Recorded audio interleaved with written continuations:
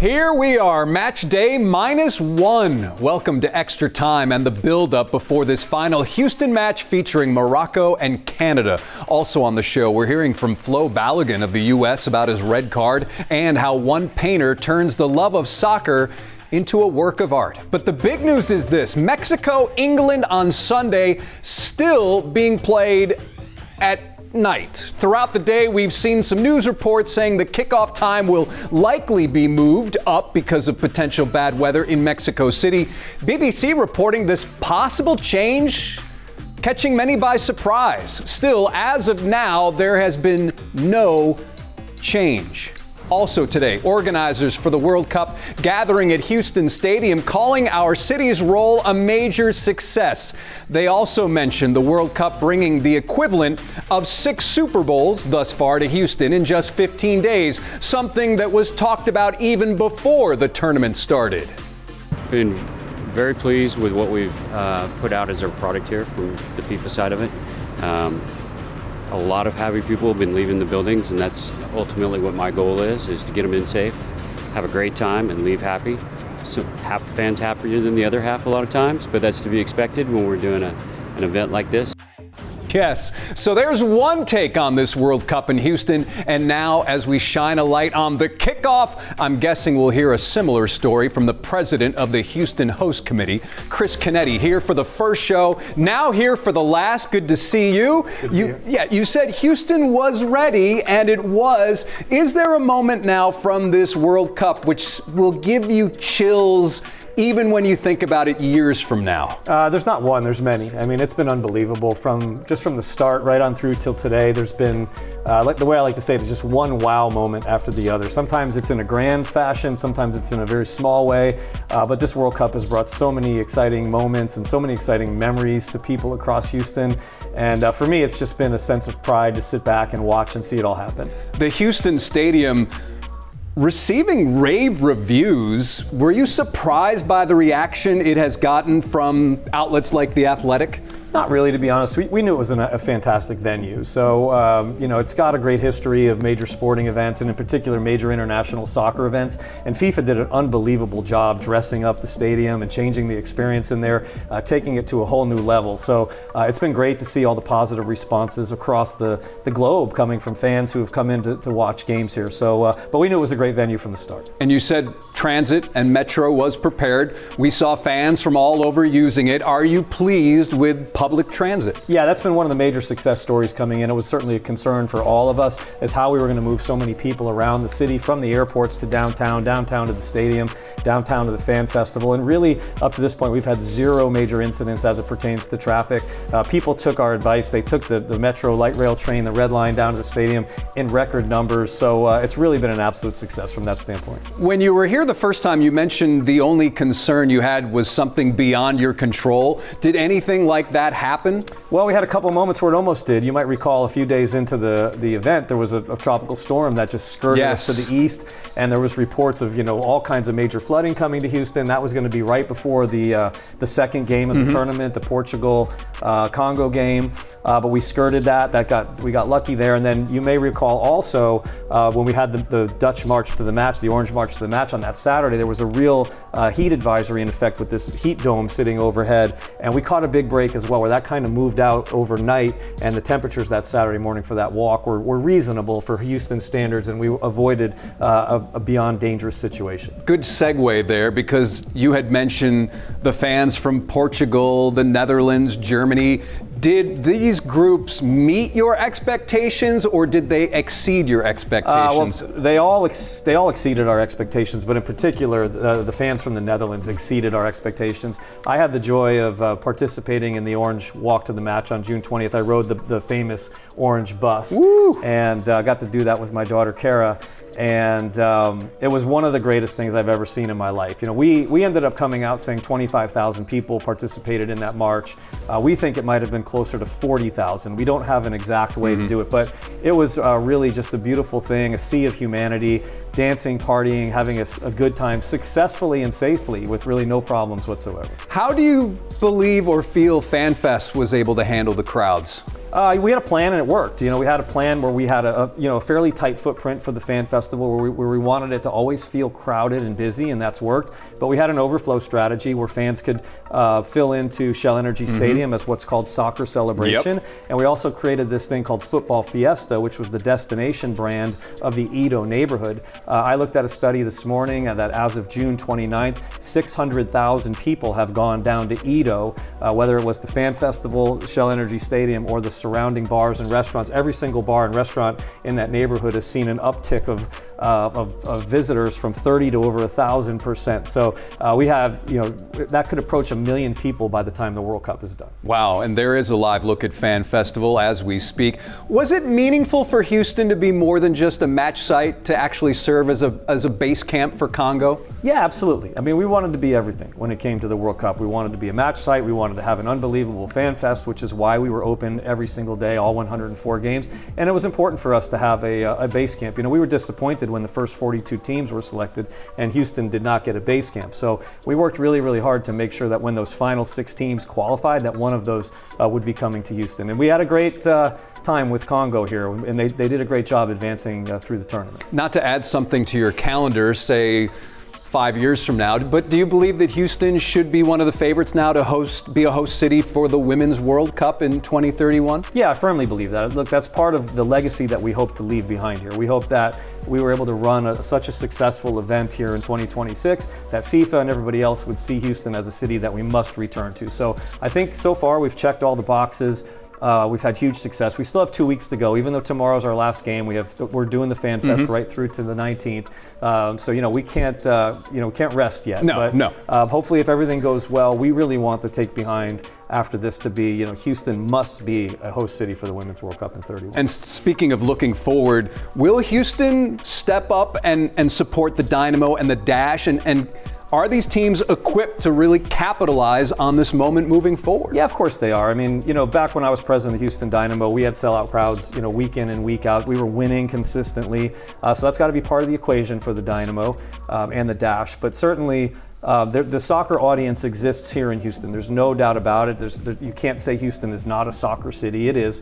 There's a lot of competition in this city and a lot of different challenges that go into this. But certainly the hope is that this World Cup is going to elevate the game, make people more interested, help create more fans for the Dynamo and the Dash long term. And they've done a phenomenal job, by the way, in what they've been able to do around the tournament in their stadium to help achieve that. Is there one thing that you wish you could have done differently? It appears as everything was planned and it worked according to the plan. Yeah, everything went great. I mean, we couldn't have asked for anything to go better.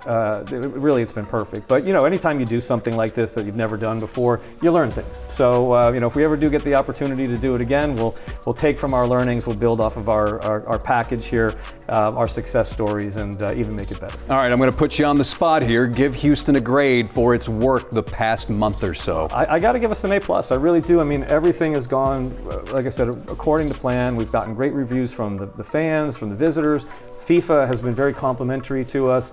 All different aspects, whether it's logistical, financial, public safety. Our public safety officials have been unbelievable stepping up to the plate. We can't thank them and recognize them enough for the job they've done. The transportation folks at the airports and Metro, people over at the stadium, every single facet of this has come together and gone exactly according to plan. Well, we appreciate you coming in first day and now last day of this show here on Extra Time. Chris Canetti, thanks for being with us. Thank you.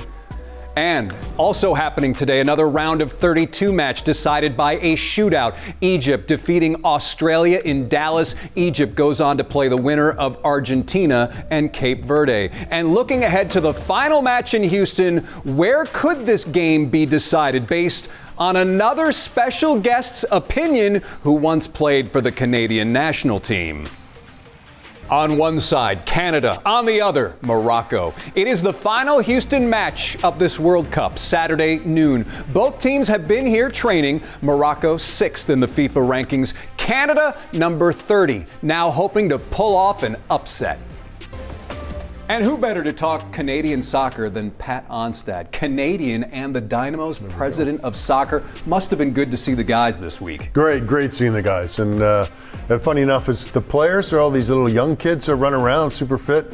It's all the guys, the staff that I know and used to play against, and we're all missing a few more gray hairs, missing a few hairs too. So, but it was nice seeing those guys. So you were a little disappointed in Canada's first result the first time you were here. Did you actually think that this kind of run was in them? Well, I think that's why I was a little disappointed in the first game, but I understand why. You're playing at home, and it's the first time you ever had that sort of experience. You're going to be a little nervy, and I thought they did well with Kyle Laren's late goal in that game.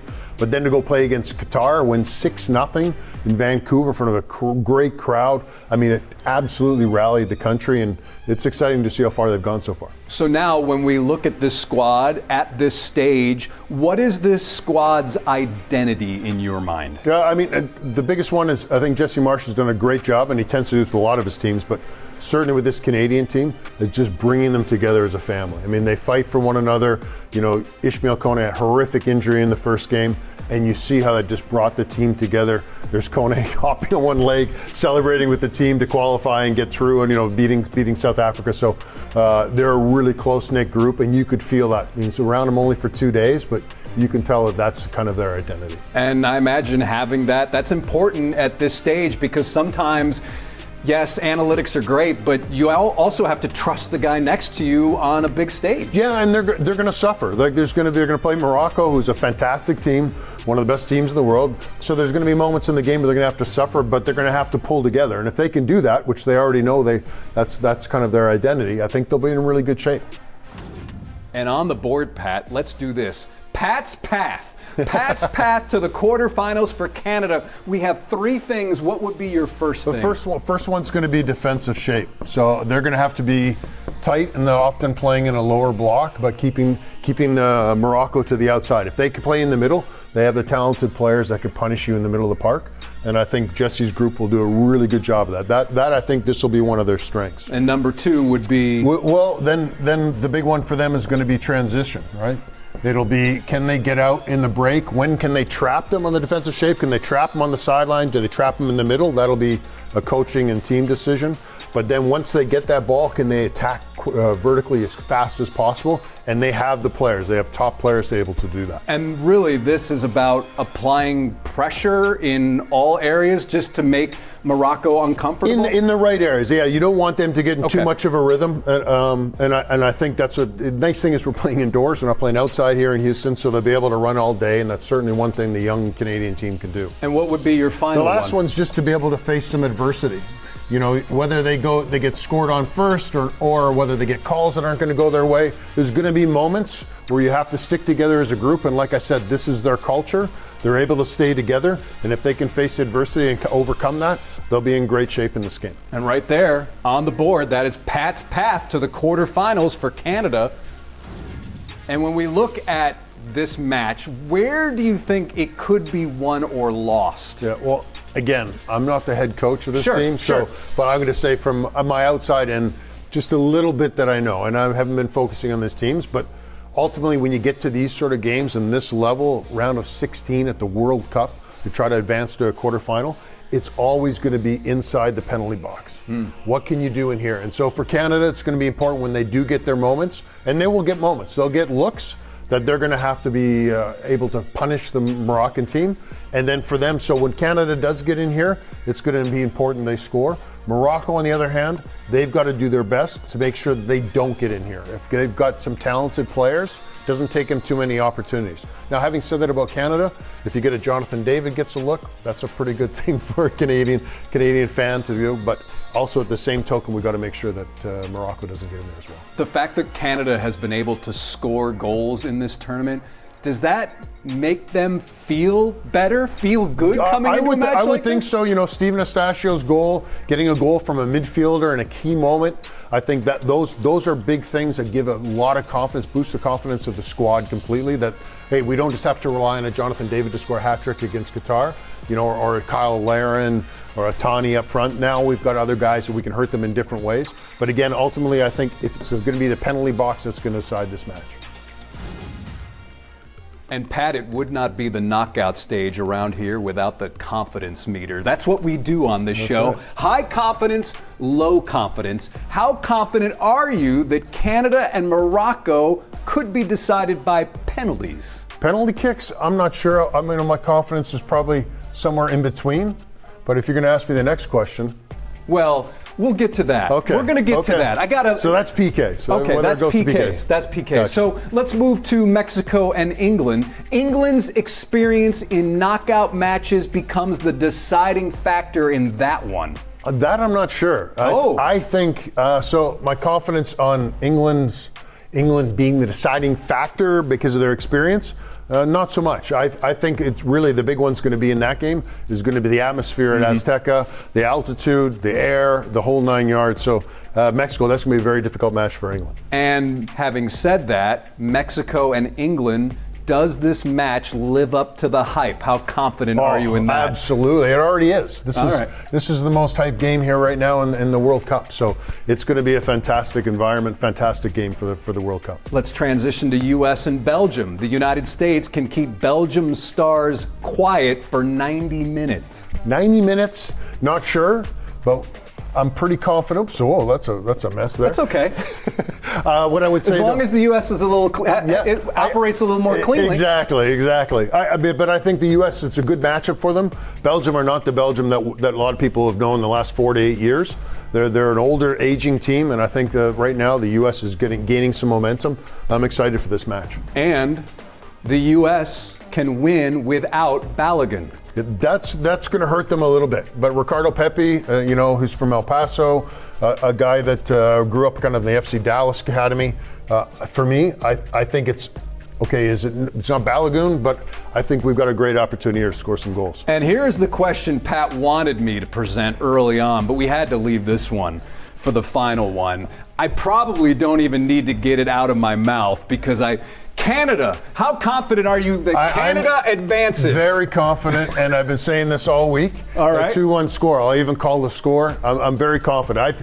I think this group is going to find a different gear, and I'm excited to see what they can do tomorrow. So the final you have is 2-1 Canada over Morocco.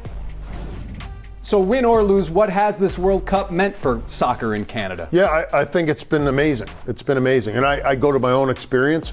When I was a little kid, I used to go to the Vancouver Whitecap games at Empire Stadium. I'd run on the field, get autographs, but I had people to look up to. And I think there's a reason why, for me, that I was able to stay in this game, and it certainly was motivating. I think now you have a Steven Eustachio scoring essentially a golden goal against South Africa that pushed them to the next round. Jonathan David scoring 3 goals. Alphonso Davies playing one of the biggest clubs in the world at Bayern Munich. These are now players that young Canadian kids could look to and say, that's what I want to do for the rest of my life. That is very cool. Yeah. And also the Dynamo's role in helping showcase Houston and soccer here. What do you believe the organization should be most proud of during this past month or so? I think they've done a really good job of dealing with unpredictable attendance at our soccer celebration at Shell Energy. I mean, I think we had 22,000 people completely packed for the last Mexico game, so get there early. Yep. It's coming up on Sunday. Yep. We may have something interesting to go. We might do some entertainment during before. I'm not sure if that's been announced or not, so I've got to be careful. That's okay. Yeah. But there's nothing wrong with a good tease. There you go, a good tease. But I think they've done a really good job, and it's been a lot of fun being involved with the FIFA Fan Festival and our soccer celebration at Shell Energy. Pat Onstad, President of Soccer, Houston Dynamo. Thanks for being on Extra Time. Thanks for having me. Love having you come in. Thanks for having me. And training is underway in Seattle for the U.S. as it prepares for life without Flo Balogun. Plus, what's he saying about the red card that ended his night?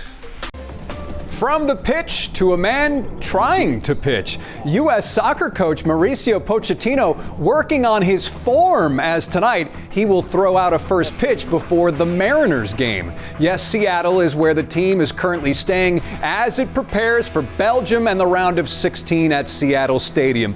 Big question now, who fills the void left by striker Flo Balogun, who is out after that controversial red card, a card that Balogun obviously disagrees with, as he said earlier today. I don't think it was the correct call. I think a yellow card would have been fair, just due to to it not being intentional, and also, you know, there's not many places I can place my foot in such a scenario. But, you know, I think it's happened, and it's something I have to accept and just move forward from. As for who plays for him, Ricardo Pepi expected to start. He replaced Balogun against Turkey when Balogun and others sat for that match. Also on this program, a mural that reaches great heights and the artist who couldn't help but get emotional. If you've been near Houston Stadium, you may have seen this massive, colorful mural. It's 140 feet of art commissioned by FIFA and created by a Houston artist who says its message goes far beyond soccer, according to Trayson Bragg. Since the start of the World Cup, all eyes have been on Houston Stadium, and many of those eyes have drifted to this colorful and vibrant 140-foot mural just steps away from the site of our 7 World Cup matches. So the name of the mural is Dream Big. And the talented artist behind this piece is Houston's own Amy Malkin. And I'm a Houston born and raised from A-Leaf. The FIFA-commissioned piece marks a full-circle moment for Malkin, who grew up playing soccer in Houston and never imagined she'd one day create art for one of the world's biggest tournaments. When I got the email, I was ecstatic and I cried, of course. And while Malkin's talent gave the mural life, she wants to be clear about one thing.